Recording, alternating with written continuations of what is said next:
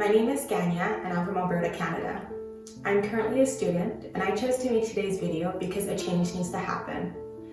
The rise in Islamophobic attacks and the specific targeting of Black Muslim women needs to stop. It is fair to classify the racism and Islamophobia in our communities as a recent increase. But it is also important to realize that the racism and Islamophobia has always been there. Specifically, there has been an increase in the boldness of the people perpetuating these acts of violence. There is this lack of fear of repercussion that is directly correlated to the lack of significant action taken by the Canadian government about these attacks against Muslims.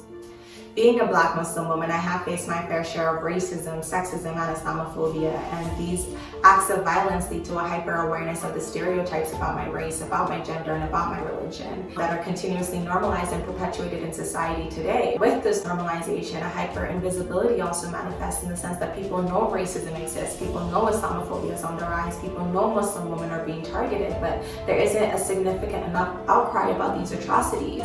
It is a hard realization when ignorance is no longer the issue, but rather a growing apathy towards these injustices. The reaction towards the repeat and recurring attacks against Black Muslim women in Edmonton is anger and fear, truthfully. I am angry because no one deserves to be treated like this. No one deserves to be targeted and attacked for who they are. I am privileged enough to have never experienced any threats to my physical safety, but I think there is an increasing level of uncertainty every time I do go to the grocery store, I go to the park, I'm walking with my parents. There's essentially an increasing level of fear every time I'm conducting my life in a public space.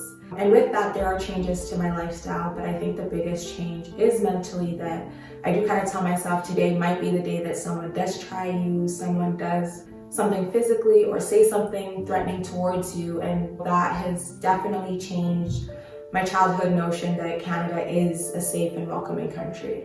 My advice to the government and law enforcement agencies to prevent future attacks against Muslims is to actively listen. If Muslims are telling you that they are not feeling safe and they are not being consulted, therein lies the major issue.